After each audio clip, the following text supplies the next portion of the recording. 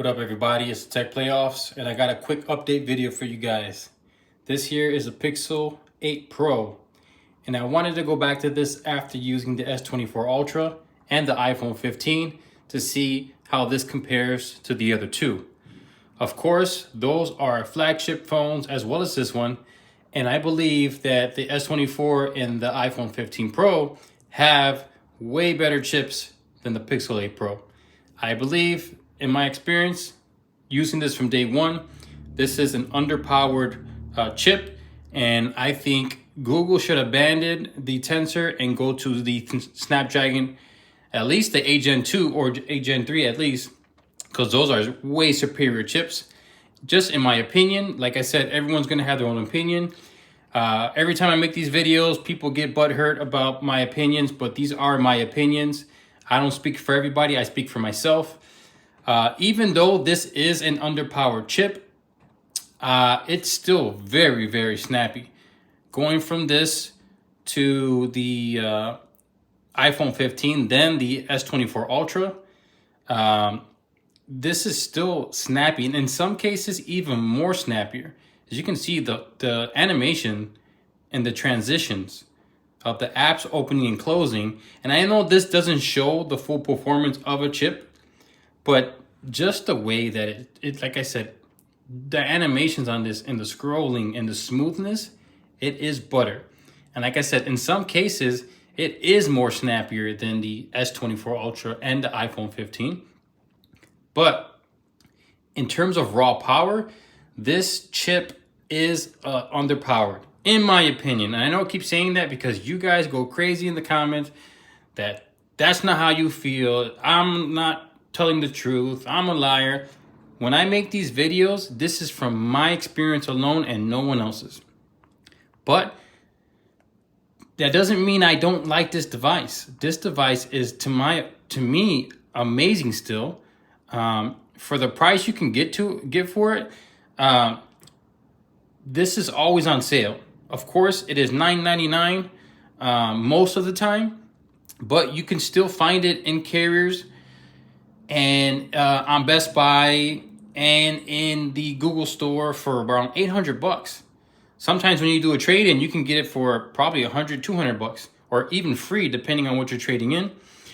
This, to me, in terms of the price and the usability, like I said, in terms of the power, it's not the most powerful, but it is very, very great to use. It feels amazing in the hand.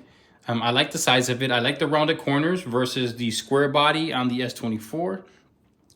I actually prefer the rounded sides compared to the square sides, which all the new manufacturers are doing.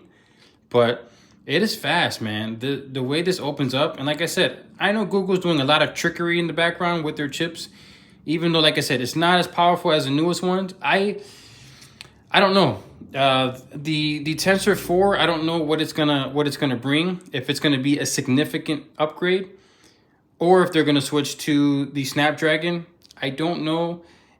Honestly, I do wish they would switch to Snapdragon Gen 3, just so it'll keep up with everything else. I know they do Tensor because, you know, they do their AI trickeries in the background, and it is optimized for Google devices.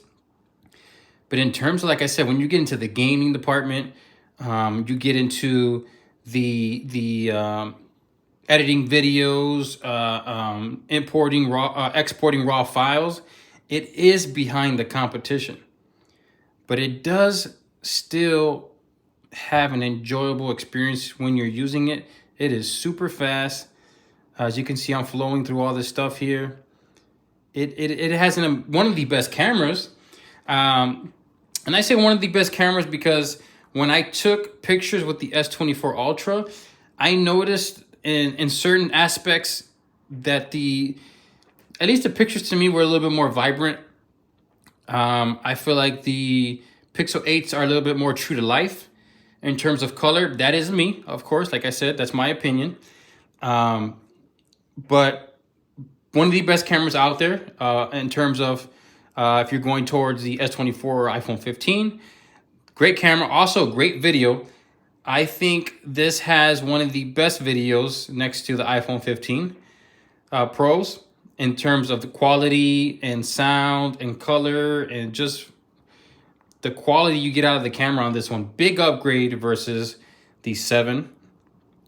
So it is a great experience so far. When I went back to it, I did enjoy it. Like I said, I wanted to go back to this one because I had just got off the S24 train. I kept my S23 Ultra. I sent the S24 back, and I also had my iPhone 15 Pro. But this one is just, every time I put my SIM card back in this one, I miss it. There's certain aspects of it. The vibration motor in this is amazing in terms of the feedback you get every time you hit on the keyboard. It is amazing. One of the best, if not the best. I haven't tried the OnePlus, but I heard the OnePlus is amazing. Just great, man. Great device. You can't go wrong with it. Like I said, you can find it on sale. Even if you do a trade-in, you might get it for free, depending on what you trade in.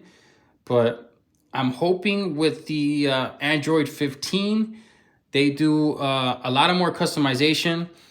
This is pretty much the plain stock Android Pixel you're going to get versus the other Android skins. One UI is probably the most customizable, probably next to OnePlus. But this is right off, like I said, the default doesn't let you change the icons. You would have to install a launcher. I wish I can get rid of the at a glance and put another widget up there, like if I wanted to. I know that's a useful widget, but I wish I can get rid of that and put something else up there. Like I said, I wish they would just implement more customizable aspects to it, change the icons, change some widgets, get rid of some widgets, stuff like that.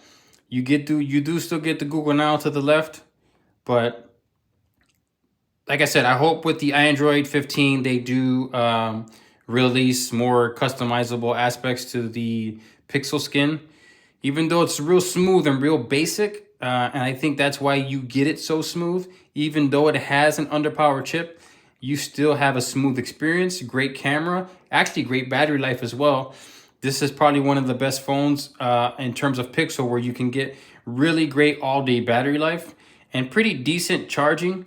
Not the fastest, but it gets up there pretty quick. Probably about a little bit over an hour or so, you'll get a full charge, depending on the charger you're using. But it looks clean. I like the flat display. The screen is amazing. It's very bright, very clear, and it's very smooth. Even when you're touching it, like this glass that they use on here, it's just very smooth. And then the back. I mean, you have the unique Google Pixel visor now that they've been using for a couple years, which you notice right off the bat. If you see someone using this in public, you know what it is. Also, the matte texture back on all the colors. You don't see any fingerprints, which is great. The only thing you can see is the glossy visor. If you touch it, you will see fingerprint. But other than that, it's pretty fingerprint resistant. Fast fingerprint sensor, really good fingerprints and face recognition. With this camera, you can sign into apps and banking apps with this face unlock. You couldn't do that with previous models. So a lot of this you guys already know. Like I said, I just wanted to jump to this after using the S24 Ultra, and I just really enjoy this experience on the Pixel. I get what people are talking about when you use this phone. It is just very enjoyable, very fluid. You get everything you need out of this camera in terms of battery, camera, performance, and everything like that. My wish list is just for them to get rid of this tensor and stick with Snapdragon 8 Gen, the Gen 3s, the Gen 4s that are coming out next. And if not, if they can do a significant upgrade on Tensor 4, that would be amazing too. From the history of these things, over time they heat up, it gets warm. Like I said, when you're exporting big files like videos and stuff, it does not have the fastest speeds. And gaming, like I said, it will heat over time. And in my experience, when you game on this, the battery does go down pretty quick because I'm assuming the phone's really getting hot. So maybe they can put some cooling into it like they did with the S24 Ultra and the OnePlus 12. They're putting some cooling in the inside to keep the phone at a certain temperature. This one, like I said, I think a lot of the issues that it's having, it's because of the tensor. Who knows if they're going to get rid of it or not? I'm not the biggest fan so far. I wish they would stick with one of the better processors, but hey, who knows? They can prove me wrong with the Tensor 4. But I just wanted to make a quick video to show you guys what I'm using. The Pixel 8 Pro in black, and I'm enjoying it so far. Like I said, coming from those other flagships, this is a breath of fresh air to use. And I'm just hoping, like I said, with the next version of Android, they can let us customize it a little bit better than we can now. But other than that, if you guys have any questions or concerns, shoot it a comment down below and we'll chat down there. But as always, thank you for watching my videos. Have a blessed day. Peace.